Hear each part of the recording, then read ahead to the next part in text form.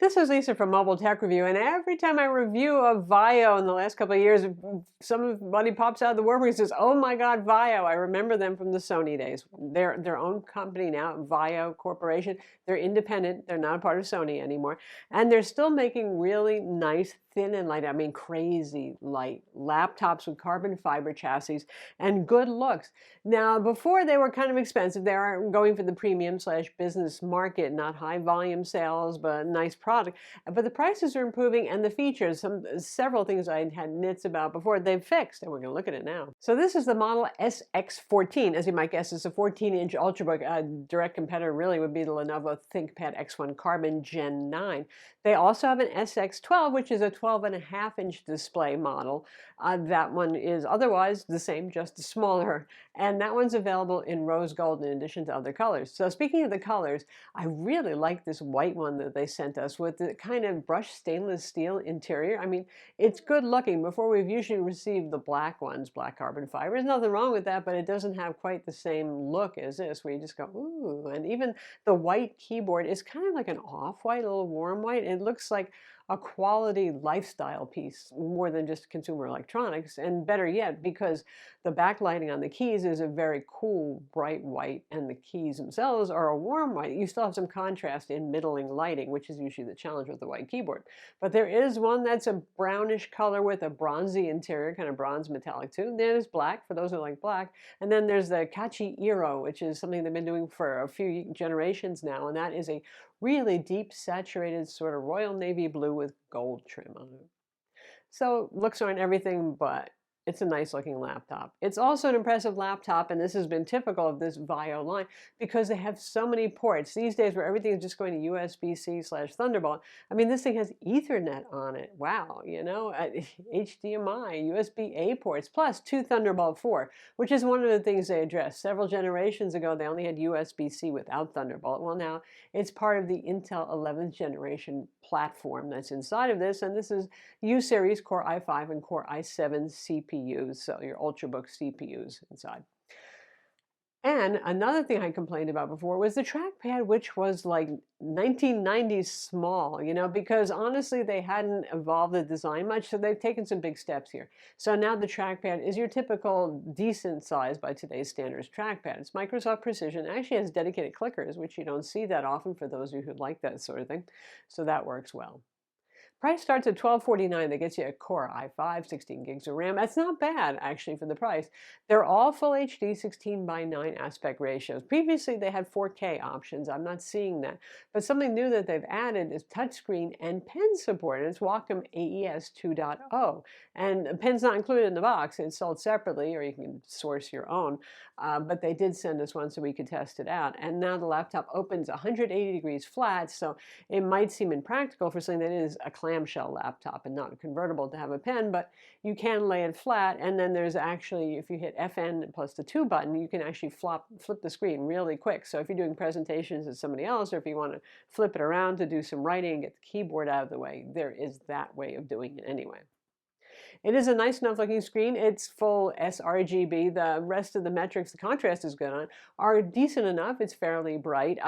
It's not super wide gamut or anything like that. It's not premium in that respect, but it's adequate. And for a glossy display, it's not that glary, which is good to see, especially if you compare it to some of the HP Spectre X360 or even Microsoft Surface products, which are super, super glary. That keyboard, by the way, is spill resistant. Again, they're going after the ThinkPad crowd, aren't they? We have both a fingerprint scanner embedded in the power button and a Windows Hello IR camera for biometrics. This ships with Windows 11, typically Windows 11 Pro, so there you go. If you're worried about being future thinking, it already ships with that. They refer to this as the 2022 model, by the way, even though we're not quite in 2022 yet. I guess it's sort of like cars, you know, they start a couple of months early, whatever. Anyway, you'll see it marked as such, and yes, it is available for sale now, even though it's not yet 2022 as we record this review. The keyboard, by the way, has very nice tactile feel. Again, because it's a business-oriented laptop, that's an important thing. So it's nice. It's not super deep travel. It's not super limited travel. It's kind of average travel, but nice, crisp, good feeling. You can get this with 16 gigs of RAM in most configurations, and it's low-power DDR4X, soldered on board. If you go with that Kachi high-end model, which is the most expensive version of this, looking at mid-2000s for a price for that one, you get 32 gigs of RAM. SSDs, you can get it with 512, 1 terabyte, or 2 terabytes of storage. And by the way, it's a PCIe4 chipset, and we actually get a PCIe4 very, very fast SSD inside.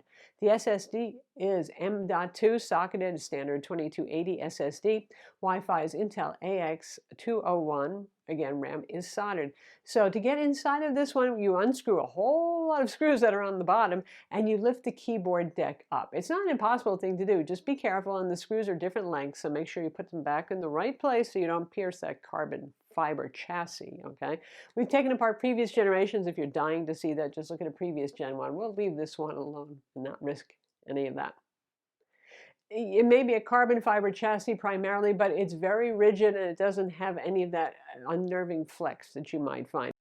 The laptop has presence detection, something we've also seen on ThinkPad. So what that means is it can use the front camera and see if you're approaching and automatically wake up the laptop and unlock it via the Windows Hello IR camera. Likewise, if you walk away, it can automatically put it to sleep and lock it. So the laptop has a 53 watt-hour battery, which is pretty respectable and average for a premium Ultrabook in this size range, and it comes with a 65-watt fast charger. So they claim around 13.5 to 15.5 hours of battery life, depending whether you get the 12-inch or the 14-inch and so on. And, you know, as always, PC manufacturers are wildly optimistic. And we've found we can get about 8 to 9 hours. And that's with brightness of the display set at 200 nits for light productivity work and streaming video. If you're doing something more heavyweight with this, obviously, then you'll get shorter battery life. Not a gaming laptop, so it's not like you're going to kill the battery playing games, but for those of you who are going to do some video editing and stuff like that, obviously it's going to be short if you do something like that. So that's the 2022 edition of the Vaio SX14. It is a gorgeous looking laptop with a stunning array of ports for something this small, thin, and light. And if you're looking for something with something a little different from the ThinkPad X1 Carbon, for example, you want to have your own unique looking laptop with a plethora of ports. Well, this is it, priced pretty similarly. And like I said, starts at $1,249. You can spend $1,500 to $1,600 and get a pretty nicely configured one if you want to move up from that Core i5 processor and get more storage or whatever. So well done, Vaio, for a small manufacturer not everybody's paying attention to. Maybe we should, because this is a nice piece. I'm Lisa from Mobile Tech Review. Be sure to subscribe to our YouTube channel for more cool tech videos and hit the notification bell so you know about them.